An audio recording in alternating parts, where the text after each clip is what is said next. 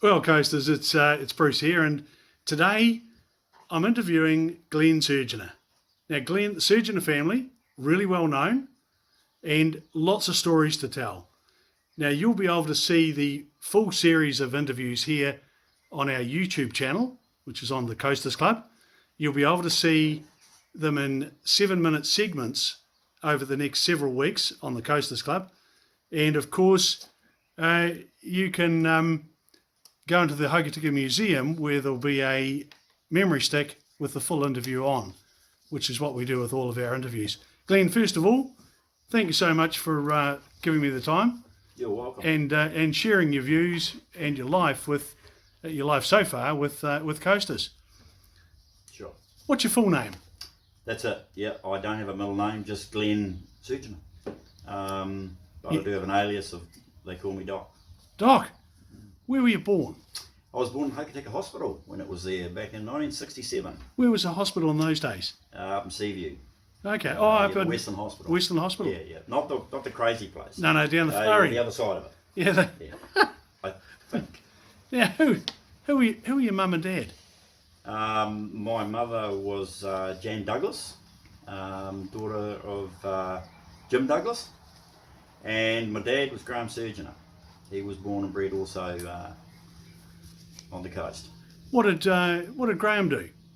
Dad was mainly in the early days a bit of a cowboy actually. Right. Yeah. Cattle driving and farming, and also a lot of logging. He was a logging foreman in the early days as well. So he's a bushman, really, one of the hard fellas. So Glen, where was your first home? 90 Burley Street, little place just across the road from the foundry. Wow. Yeah. We were there when there was a sort of a bit of a serpentine business across the road, way back in the day. I think I remember it well. Yeah. It was so that's opposite Davidsons foundry. That's it. Yep. When you were a kid, what did you lot do for fun? Go bush, I suppose. I don't know if it was the old man's influence or whether we lived, because where we lived up in Remu. The old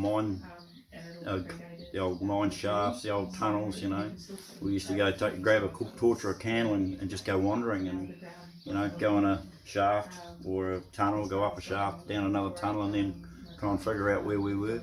Building bungy huts. All the simple things that probably a little bit lost on a lot of the kids nowadays. We didn't have all the modern stuff. So, every now and then the old man had to hop in the Land Rover and come looking for us. Sometimes we got a little bit of discipline for that because we didn't come home for tea. So as long as you remember to go home for tea, you're all right. Did you ever have any scares with mine shafts?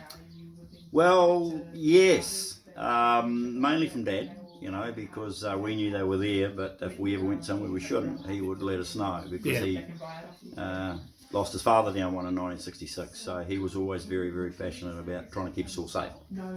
I can understand that. Yeah. Did you have a nickname when you were growing up? Yeah, I think the family nickname really was just Surge, so all my friends just call me Surge, so that's what I'm known by now. I saw a friend I haven't seen for probably 20 years called in to see me the other day, and he said, "How you going, Surge?" So, did he? Yeah. See, I had no idea your first name was Glen until I did a bit of research. Yeah. I always thought you were Surge. Yeah, there you go. Where did you go to primary school? Hokitika Primary. Okay, and it's the same location as now? Yep, still in the same place. Yeah. It's been a good school over the years, isn't it? Yeah, I got no complaints really. Back in those days, of course, if you misbehaved, you got a bit of a twack, and it didn't do me any harm. Matter of fact, the wife would agree that maybe sometimes I still need one. Yeah. You remember the kids that you went to school with? Absolutely. You still remember it? Still good friends with some of them. Okay. Quite a lot of them, yeah. Actually, I saw one yesterday. We were at Smith City picking up a new fridge, and Sharon Jolly was standing there looking at me. I haven't seen her for years. She still lives locally, but I hadn't seen her. She stood there looking at me, and it took me a while. I don't know whether it was the eyesight going or what it was. Yeah. Yeah, so there's still quite a few people around that I went to school with. A lot of them hung around. A lot of my good friends left, but I've stayed close with most of them, and yeah. So it was a good sign? Yeah. Were you a book reader? Yeah, mainly ones with pictures, foot rod flats and that sort of thing. And as I got older, the pictures changed to more sort of an adult version. But yeah, later on in life, Robert Kiyosaki and Tony Robbins were pretty good when I started my business. They were pretty good to give you the idea of how commerce worked and how you could make something fit work, you know.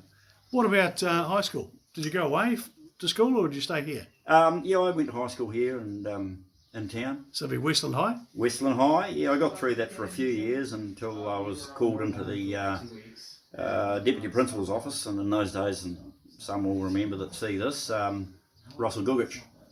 We had quite a serious discussion in the office, and How did Russell go? oh well, after much discussion, it was decided unanimously between the two of us that he should stay. Right. And I went down and got a job at Westland Greenstone. I said when you started with the which carving. kicked all this off, yeah.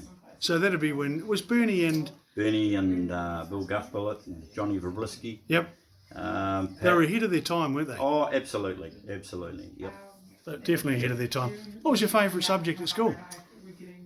I would have to probably say art and engineering. So always the hands-on stuff. English, science, and maths. Yeah, I didn't really care for because I just like working with my hands. Did you play sport? Yep, definitely. What did you play? Played a little bit of rugby when I was a teenager. And when I was, me and my mate Chris Rowland, we saw an ad in the paper for martial arts. So we hooked into that at about age 18, and I did that full on internationally for about 10 years. And so was it karate or what was it? Taekwondo and in those days, and Kung Fu. We did a lot of small circles jiu-jitsu, did some tournaments overseas, and really enjoyed our youth, and that was a great sport. And it added a little discipline that, you know, the school teachers would have appreciated if they'd have seen. If you had a close friend at school, Yep. going back when you say he's 15, 16, Yeah. how would he have described you? Well, I would say a bit of a crazy bugger, I suppose. Yeah. High-strung, passionate, and maybe sometimes a bit of an arse, I guess. But I can still do that now. As a kid, Yeah. what do you want to be when you grow up? Well, I'm still trying to work that out. As I said to Ange this morning, I'm still not quite sure what I want to be when I grow up. I'm not in a hurry to grow up because I've seen some people that grow up and they get a little bit too serious about things that are going on. And there's a lot going on in the world at the moment, and I don't think any of us really know what direction we're heading in. So I don't really want to grow up just yet, Bruce. But I didn't know really what I wanted to be. But I guess I did enjoy making things. I made a lathe at school once in tech drawing. And one Christmas I made everybody's Christmas presents on this thing. Candlestick holders, little bowls, basic things on a basic lathe, and I just really enjoyed it. So when I had the opportunity to start carving, it just was a good fit. And over a very short time I became a jade carver. When you carve something that's absolutely fantastic, and I've seen some of your carvings around, I mean, you're probably the last person to say they're extraordinary. I'd be the first person to say it. Do you get a buzz? I do still, yeah. Finding the passion to sit down and really create something that gives you that buzz, that's the hard part. But once you get your teeth into something, you get excited about it, especially the anticipation of it being finished. And if it's a commission piece, it's the look on the person's face or how they feel when they get it. It's the ultimate gain, personal gain, is making somebody else really happy. Seeing that twinkle in their eye when you finish it. So it's more the giving of the carving at the end that makes you feel good. Yeah, so that's the buzz you get. So after you and Russell Googich had your one-on-one with a mutual agreement to part ways, your first job was clearly at Westland Greenstone. What was it like? Who'd you work with? Because that was back in the early days. Look, those were hard case days. I mean, those were the days when my dad would have said when boys were men and men were hairy-ass monsters, and they really were. So to be a young guy in those days, that was an experience. There was no OSH. You know, life was different. There were no telephones. I mean, you had a telephone on the wall at your mum's place that you got growled at for years if you made a toll call. But it was different. And Bernard Adamski, Johnny Roblisky, Pook Singer, Pat Stewart, you know, they were hard cases, and life was different. Dave Saxon, helicopter pilot. You know, Bruce Dando, those guys were doing a lot of flying out when it was all legal back prior to 97. Yep. I spent a lot of time in the hills cutting up jade in the wild, getting eaten by sandflies. And for a young guy being dropped in the middle of nowhere with a lammy and a can of dip, it's pretty tough going. Especially when the helicopter couldn't come pick you up and you had to sleep on the beach under a log. So, you know, exciting. It was exciting. And isn't it interesting? The same people were involved in the early days of venison recovery. Yeah, that's right. Same guys. Doc Radomski, Bernie was involved. Yep, absolutely. So you started off with, it kind of feels like the last of the pioneers. Yes. Yep, absolutely. Yep. Did you ever see a big boulder? Did Bernie? Absolutely, yeah. Were you around when they hauled that big one out of? Was it? No, big? that was a little bit before my time. Right. But, yeah, certainly the evidence of it was still at Westland Yeah. at the time. And we had a lot of big chunks of that rock that we actually even worked back in those days. And there was a lot of big rocks found in those days. Was it good stone? Beautiful stone, yeah. They weren't all beautiful stone, and some of them were very mediocre. But all jade is beautiful, whether it be nephrite or whether it be serpentine, bowenite, tangiwai. They're all very beautiful, and that's the beauty of Hokitika stone, is that we work it all now. Nothing gets thrown aside now. A lot of what we work now is the tangiwai, which is a softer version, which isn't nephrite. Brittany does a lot of Marys with that. So, is there a future for serpentine, Glen? Absolutely, yeah. It's magnificent. It's such an underrated stone. It doesn't have the long fibred strength of nephrite, but it has the workability and actually the polishability is quite high too if you learn how to work it. And we've done that over the years here at Surgenor's Fine Jade Carving, and we've touched on a lot of different stones, a lot of softer stones. And we've used them in such a way that really blows your hair back. So I enjoy all that different stuff. So flicking away from jade carving, one out of left field, how old were you when you started dating? Ooh, actually I was a late bloomer. I was a bit of a late starter. Living in the country, I think probably about 17. Yeah, but that's not a bad age. That's not a bad age. Do you remember your first date? My first date? Yeah, I do. Yeah. Was she gorgeous, mate? Way back. I think they were all gorgeous. I love it. Now, what about, when did you first meet Ange? Ange. Yeah, true story. Yeah, it was a nightclub in Nelson. I think, I couldn't tell you the year because I'm not very good at that, but we were about 25. I think she was a little bit older than me. I'm kind of the toy boy, really. She's about 16 months older than me. Oh, goodness me. So I was walking into a nightclub with some friends that I'd travelled up with to Nelson for a weekend away, and I walked into the nightclub and I seen this chick in a red polka dot dress walking down the stairs grabbing a jacket off the bouncer, and I just looked up and said, "Where are you going?" And she said, "Anywhere but here, there's nobody to dance with." I said, "Well, I'm here now." So she gave a coat back to the bouncer, and my mouth dropped open. I thought, "Holy shit!" And she came back upstairs with me. Of course, you being a country boy. Yeah. Goodness me. That was it. So, what about your first date? Do you remember that? Your first date with it? I mean, the official one. Yeah, with Ange. Yeah, I do. Yeah, I had I was making a few dollars back in those days because I was single and didn't have all these kids. But I had a nice Toyota Hilux, crumpy one. And I went up and picked her up, and we went to the Tahuna Beach first date. Wow. Yeah, first official date, I guess you'd say. Yeah. Beautiful place up there, isn't it? Lovely. That's where she's from, so we get up there a wee bit, and Mum's still up there, and family. So. Yeah. No. So Westland Greenstone. Yep. How long did you stay there? I was there for about 5 years, I guess. And then I sort of got headhunted by a new shop that was opening. Which one was that? It was Mountain Jade, the original Mountain Jade shop down by Casquare in the old supermarket there.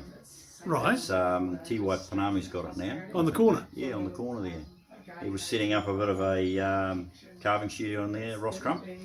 And so you worked with Ross? Yeah, so I worked with Ross for about 5 years as well. And Ross was he developed that the big shop on the corner, didn't he? Yep. That must have been a massive undertaking Well, of the day. Yeah, I can tell you that when he was designing that, he made it out of cardboard at his house first. So he actually did the architectural work on that. And It was an interesting character. He really was an interesting character, and a lot of people would agree with that statement. He was very, very, very clever and a really incredible carver. I learned a lot off him. I think we learn a bit off each other, I'd like to say. I've spent a bit of time with Ross over the last couple of years having a yarn. so Ross is still around? He's still around. He's up in the Sounds, Right. up in Picton. Oh. Yeah, up that way. We had a parting of ways, just like you do when you work for somebody else. Same as I did at Westland. We decided that he should start Mountain Jade and I should start my own game. Oh, was that the point where Pretty much. you kicked off on your own? Yep, I kicked myself out. Yeah. So where did you start carving? 90 Beeley Street, just up. You started at home? Yeah, just started carving at home. Now, who lived? There were the Davidsons. Yeah. Who was the Greenstone man that lived next door to the Davidsons? You'll know who I mean. It'll come to me. Come to me. Yeah. And he had a lot of stone, and at one stage they were looking for it in his garden. Oh yeah, there's a lot of stories like that. I can't think of the name that you're thinking about, but I know this. I'm familiar with the story. Yeah, there was a lot of potato patches and silver beet that had a little bit of green underneath them. Oh, in those incredible, days. wasn't it? That was the go-to place to put it. So, your grandparents, Yep. what did they do? Who were they? Did you ever meet them? Yeah. So many questions. Yeah. My grandfather, he also was in Ringu, old Glen Surgenor. He had a bit of a shorter life than he should have had down a mine shaft up there, and they always used to say old Glen Surgenor knew all the mine shafts were, but he found one day where he was looking for his dog, which was about 6 months before I was born, so I never had the pleasure to meet him. But by all accounts, he was a pretty amazing guy. He was basically the caretaker and the driver of the old Royal Mail Stagecoach.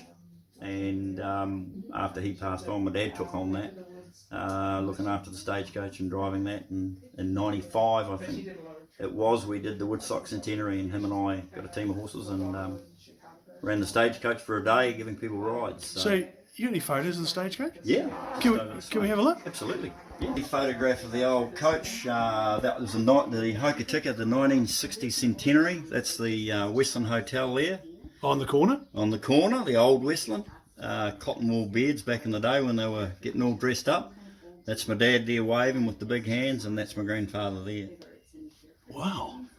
And I think later on, I think it was about in the 70s, there's my mum and dad. So that's my mum there and the dad driving the Stagecoach. And that would have been maybe the 1970s event. That's another one, training the horses. That was an interesting one, that one there, because... Is that your granddad there? That's my dad. Oh, your father? Yep. Is that you sitting on the top? No, that's not me, but I remember the old man always looked at that photo and he always said, I can't remember who it was, but there was a fella come down the corner of the road in an old Austin car, and he was a bit pissed off with the old man being in the road, so he got on the horn and gave the old man a bit of a talking to. And the old man, for those that knew him, he was a man of maybe not a lot of words, but all he did was go, "Get up." And they did. They went straight over the bottom of the car. It's in the history books, straight over the car. These big fellas here. So the I guess the Stagecoach is long gone these days. No, it's at the Machinery Trust up in up the airport. Oh, the rusty relics. Yeah, they've got it sitting up there. So I went and seen them last year and see if I could be involved in sort of helping look after it and give them a bit of a idea of some of its history, which they don't have a lot of. They have some early history, but we've got probably about 70, 80 years of history here. So Glenn, what's its condition like these days? It needs a bit of work, It's sort of sitting up there, and because of a lot of leather work, all the springs are all leather, believe it or not. Yep. So they're working with some museum people trying to figure out how to kind of look after it. What's that one there? This one here is 95. So this is the last time the Stagecoach was actually being driven. And that's a couple of horses that my dad and the young lady and myself trained up to tow it, and that's the Woodstock Centenary, Woodstock Royal Mail Tavern 100th year centenary in 95. So that's the last time that was driven. So I'm the last person to have driven it that's still alive. So your grandfather drove it, your father drove it, and you drove it. That's right. So a lot of people come in, customers come in, and they say, "What's with the replica Stagecoach?" So we give them a bit of a talk and tell them how it is. I reckon we've got to have a look at that Stagecoach. Yeah. So Glenn, I guess if you get the chance to be involved in doing the Stagecoach up, Yeah. it really is a significant piece of the Surgenor family history, isn't it? Yep, it is. It originally, my grandfather, old Bully, he worked at county council in those days, and that's where it was stored. You remember it used to be in the glass cabinet. Oh, on the main on Yep. Canary Road. Yep. And Okay. so he obviously looked after it, and he would train the horses up, and whenever there was a show, old Bully, Harold it was, Yeah. he'd drive the Stagecoach for many, many years.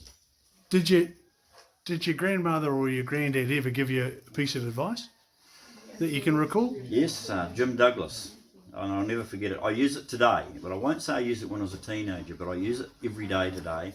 Whenever I get that urge that I need to go and buy a new Ford Ranger, because apparently that's the go-to. Well, I was sitting, he lived in Hornby, he was a school teacher, and he was a bit of a tough old bird too, but anyway, I was sitting there one day and I wanted to go and buy a car. I wanted to go and buy quite an expensive car. He said, "How much money you got?" I said, "I got about $700. He said, "How much is a car?" I said, "Well, back in those days, a lot of money. It was about 2.5. And he said, "Don't buy anything unless you got the money to do it." He said, "Save the money up first and then go and buy it."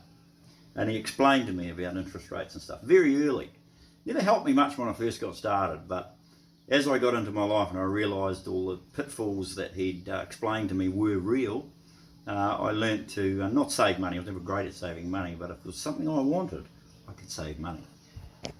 So Glenn, what was your first car? My first car was a 1972 Austin Mini Clubman. Very cool You didn't car. have a Clubman. I had a Clubman. Oh, mate. Yeah. 1100cc. They were SU car. Oh, stop Yeah. it. They As were awesome. a matter of fact, I bought a set of bucket seat covers, and everybody said, "What are you getting those for that for?" Because I cut out a bit of foam and stuffed in the top of the seat, and everybody thought I had bucket seats. It was pretty cool. And I went around this country from Whakatane to Invercargill on that thing. Did the pork pie thing, of course, as you do. And the good thing about that car back in those days, I think the speed limit might have been about 80 k's in those days, but it went everywhere 100k because you could go around the corner without buttoning off. Great old car. They were just they were the thing that we all wanted. We all wanted one. Absolutely. What did you trade to from then? I suppose when the kids come along, how many kids you got? I've got 5 kids. 5. I've got 2 stepchildren and 3 daughters. That's of good. my own. That's good. That's good going. Yeah, it's been a very exciting and interesting run. Yeah. There wouldn't be a parent watching this who didn't know exactly what you were saying. Yeah. The trials and tribulations. Yeah, I think they've all written cars off. They've all tried to do a lot of the things I did. Yeah. The thing is with kids is you tell them to do it, take your advice and do what you say, not what you do, but they do tend to do what you do. Unfortunately, as they say, the apple generally doesn't drop too far from the tree. Yeah. So the Clubman went out the door. What came along next? Actually, an XT Corona. It was a big step up. That was quite late model. Oh yeah, it was. Drummond and Etheridge in Ashburton. Yeah. My uncle, his name was Ken Pickering, and he was a very interesting character because his real name wasn't Ken Pickering, because he'd been an SAS soldier and he'd been sent out to New Zealand, and a very interesting character. He ended up having a little bit to do with painting and car sales and stuff. And I said to him one day after I talked to my grandfather, I've saved some money, and I went back over and said, "Right, I'm ready to buy a car." And Ken said, "Right, boy, get in the car, we're going to have a look." And we found this car down at Drummond and Etheridge, I'll never forget it, in Ashburton. And they had $9,900 on the car. And I walked in, he was a big fella too, I walked in and we sat down after having a look at this green XT Corona, 2 litre. Oh no. 5-speed. Oh. Something else. And he sat down, he said 4350. And the dealer went, Hey, he said 4350. And I had the money to pay for the car. He said 4350. We were in there for about 3 hours with that salesman. In the end, they were going to call the police to get rid of me Uncle Ken. But they decided to take the offer. And they showed me the receipt of what they'd paid for the car, and they'd paid $5,000. But they were so keen to get this deal done because he was such a character that we bought the car for 4350. You'd have been the man around town for a while. That would have been one of the most exciting times of my young life, was getting that car. That was an amazing car. Did it behave itself? It did, until I pulled up at the Canary Hotel some years later, and actually inside the hotel. I was working as a bouncer at the Westland Hotel at Mix Inn. Some will remember that. I remember when they built it in the 70s. And we were having our Christmas work do this time of year, and Ian Hayward was the proprietor, and he'd got a bus, and we all got on the juice, and we were heading out to Canary to have a drink. But the bus was full, the minibus was full, so I'd only had 1 or 2 drinks. I'll take my car. And he had a Walkinshaw Commodore. And a genuine one? A genuine one. Black one. Anyway, he raised his eyebrows and off we went. I think I was doing about 160 when I lost control. But I had it, but there was a concrete truck coming the other way. Gotcha, yeah. I would have been early 20s, I suppose. 21, maybe something like that. Couldn't quite get it back. So he ended up giving a pole a bit of a glance, and then into the front room of the pub there. I'll never forget, because I went to pull the bonnet open to see the damage, and the bonnet was actually sitting up on the roof. This is the Canary pub? This Canary pub, yeah. Oh, jeez. Well, we might have to edit a bit of that one, folks. What about, Glenn, what about inventions that you've seen in your life? Yeah. Something that's changed everything for the world, basically. Wow. Honestly, I think the go-to really would probably be the cell phone. And it certainly would be my go-to, because at the moment I think the cell phone is such an exponential technology. Like every day there's something new you can do with a cell phone. There's technology just coming off it like spaghetti, whether it be controlling a drone or whether it be Facebook or Snapchat, all these things that they do nowadays. It's pretty hard to keep up with. It's incredible, isn't it? Yeah. So you'd obviously use your cell phone for all sorts of things. Yeah, probably. I tried to dodge the deeper uses for the cell phone, because I'm a little bit old-fashioned. I'm an old-fashioned West Coaster. But if you're running a business and you've got children, you really need to be connected. And I think if you try and dodge it nowadays, you sort of get behind. It's almost like your intellect starts to stall a bit, because it's moving so fast. If you don't keep up with it, you don't keep up with communication, basic communication. People don't pick the phone up anymore. No. People don't go to the pub as much as they did because of the drink driving and because of the cost. You know, it's all changed. So staying connected with your friends, with your acquaintances, and of course your clients is absolutely imperative. Cell phone's important. Yeah. In your lifetime so far, have you come across anyone who's added real value to your life or changed the direction you were, sort of heading in? Actually, Bruce, to be honest with you, I couldn't pick one. Yeah, fantastic. Because I've been very, very lucky to meet some incredibly interesting people over the years, and I think sometimes you have to say that you think your cup's half empty when you're feeling a bit down, but I've always tried to think it's cup's half full. So if you leave it half full and somebody tips a little information into that, you can take it. If you think you always know what's going on, it's hard to take that new information on. So you've got to try and leave some room in your cup. And there's been a lot of people over the years, friends, some of them business acquaintances. And I would have to say the elderly have been the biggest influence on my life. Because if you just sit and listen to them, they will show you the error of their ways. And it's priceless. It's all there. Hey, Glenn, cowboys.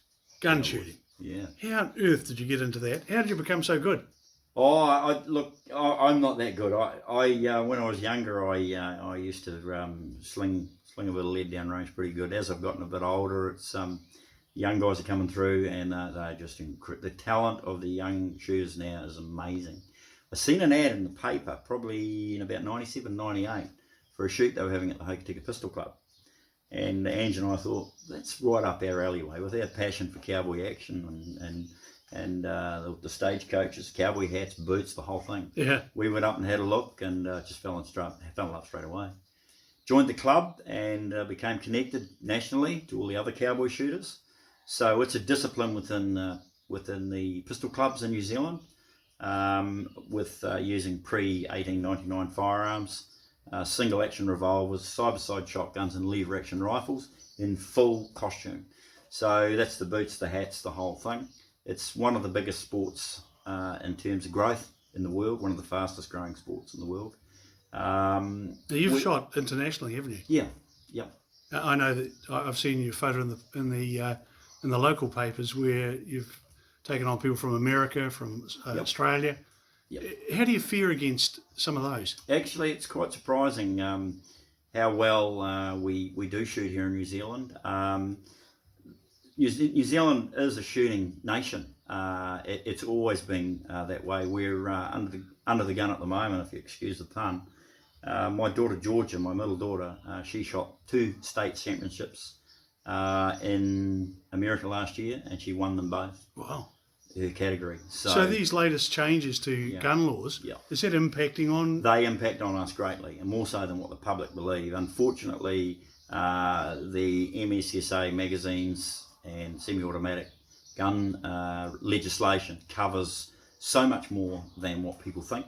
So a capacity magazine in a single action mid-1800s antique gun, if it's over 10 rounds, it's a prohibited item. So it's not just your semi-automatics or your military style. Some of the guns with which we no longer can have that are prohibited items are antique black powder style firearms. Wow. So very, very unfortunate. And a lot of the other stuff that goes along with what the government's trying to do that is in line with global government is to disarm the civilian population, which is unfortunate because we use them for sport, and of course on the coast it's also they're heavily used for pest control and hunting. Yes, we do. Now I saw the clip on you making submissions to the Select Committee in Wellington. Yep. Yeah, that's a big call. It was for us. You know, we are country bumpkins and we like our lifestyle.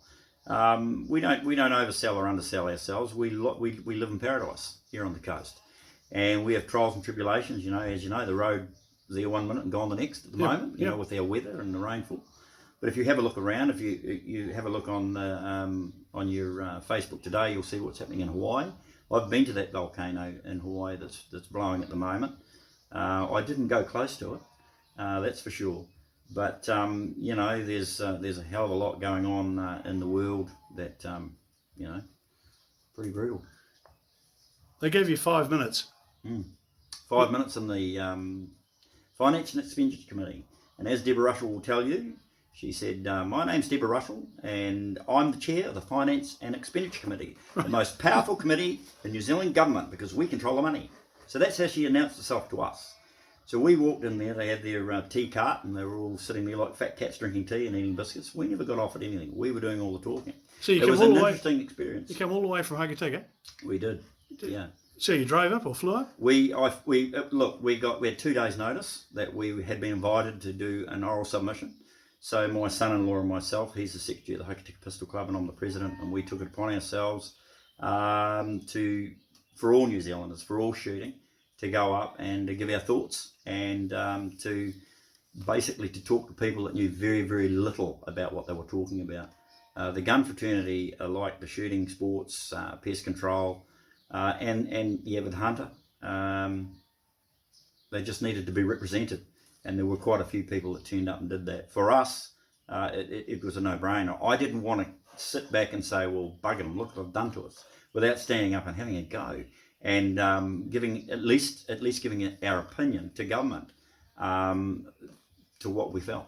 Yeah, it appeared to me that Deborah said to you a couple of times, you've had your 5 minutes, and that's right. It seemed to fall on deaf ears. Yes. Well, my wife will tell you that, I'm pretty hard to talk to. Bruce, you could even probably agree with that a bit. Look, the opportunity to have 5 minutes to talk to government and to make a difference, maybe. A lot of people think maybe we wasted our time. I did feel that, the people were probably not paying as much attention to a lot of the submitters as what I would have liked. So with a little comedy relief, I kind of tried to wake them up and then get into my spiel. 5 minutes was a short period of time, and I did run over a little bit, yeah. So if Russell Goodrich had been there, he probably would have, kicked me out. But at the end of the day, we got our point across, and my son-in-law James had all the information. He done all the research. Actually, he spoke well. And he spoke incredibly well. He's a very, very articulate and intelligent young man, and it was well received by both National and Labor. David Seymour was very good, obviously.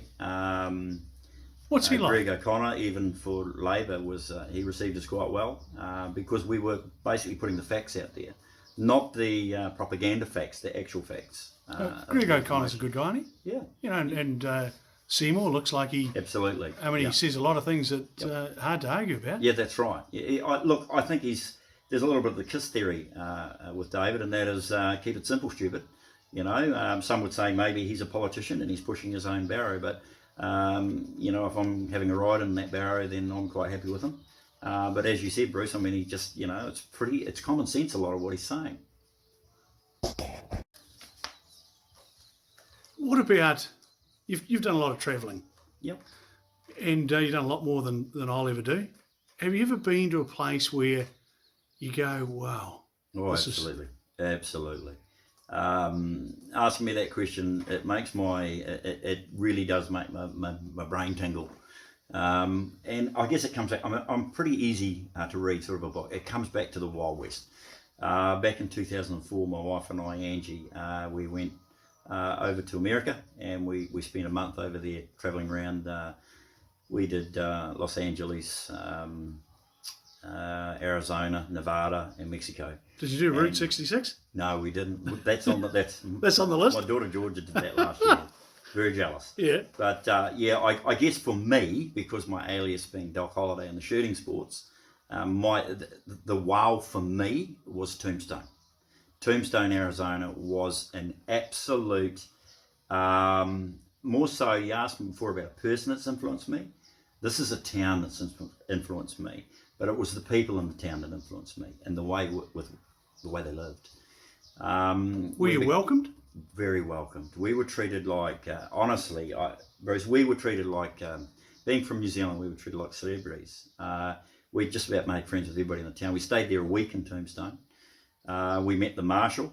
As a matter of fact, I was walking across the road, and this great big 6'8" fella was pulling a lady over for not indicating, and he was really giving her a talking to when we got there, and he'd finished, and we walked across, Angie and I, and introduced ourselves. I said, do you mind if we have a yarn with you? We'd like to have a talk to you about you being a marshal in Tombstone. It's a big deal. Shoot out the OK Corral in the 1880s, which is my alias is after Doc Holliday. He was involved in that with Wyatt Earp and all the boys.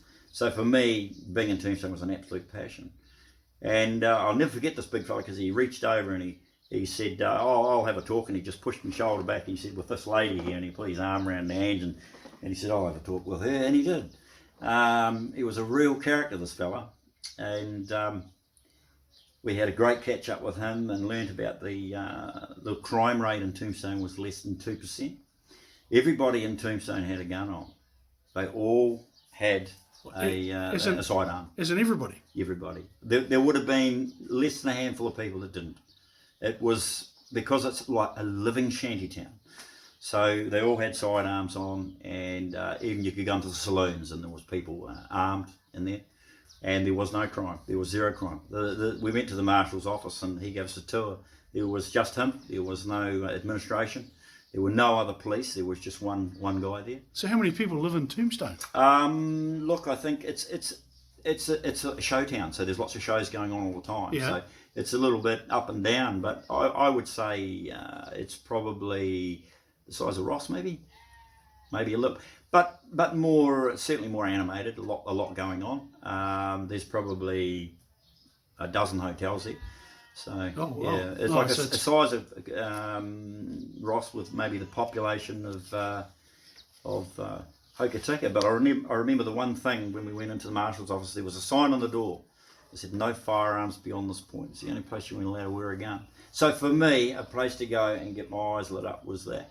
Talk to a lot of people, and they, because it's a rural area and there's lots of snakes, everybody had a reason for carrying a gun. A lot of the guys were cowboys and they would ride into town on their horses. This is in 2004. I don't know what it's like now, but what a wonderful experience. So you were there a week. Yeah. Did you hear a lot of gunshots?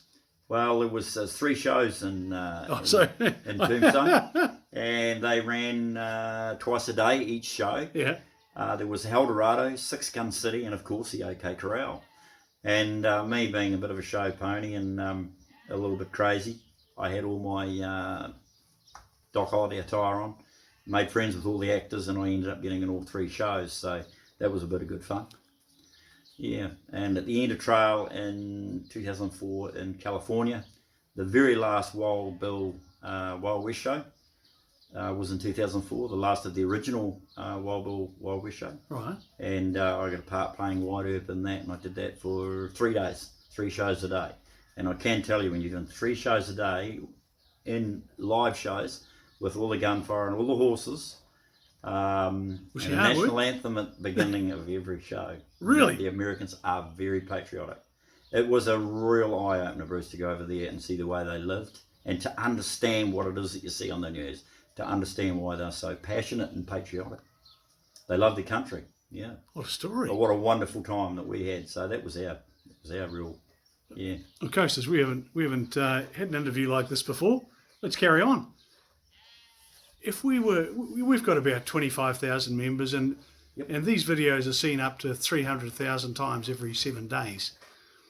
Is there a message that you could give to the young ones out there as to go and do this or don't go and do that? Yeah. What would it be? Well, I'm 52 years old and I don't know how I got there because I still feel young. I think I am still a bit young. I think when I was young I thought 52 was old, but of course I don't now. My message would be similar to what I give to my kids most days, and because I live and work with my family, I'm always surrendering all this information to Brittany, who works with me, and she takes some of it and other parts which she leaves, because really a lot of what the young people are getting today is good information. You've got an encyclopedia in your cell phone. So there is a lot of really good information out there, but what you can't get is experience. You listen to a few of the old timers that have been through a bit. They've already been bitten. They've already been burnt. If you can leave your cup just a little bit empty and take a little bit of that, that's really, really good advice. Valuable stuff. Valuable advice. The world is moving so fast that if we just reach out for that technology too far and then it falls over, that's my concern. We need to learn to remember how to live off the land. I think that's one of the reasons why we live on the West Coast. But the most important thing I'd say to young people, get on the horse, slap it on the arse and ride as hard as you can. Because life goes quick. And when you're young and beautiful, you got to go for it. You got to enjoy it. Well, dream big. Dream big. Well, Coasters, there's a fantastic piece of advice from Glen Surgenor. Glen's from a pioneer coast family. He runs his own jade gallery. He's known throughout New Zealand for his jade carvings, along with his daughter Brittany. And Glen, thank you so much for giving up some time to share some of your story, and it's only a small part, with Coasters. Really appreciate it, and we'll catch you later.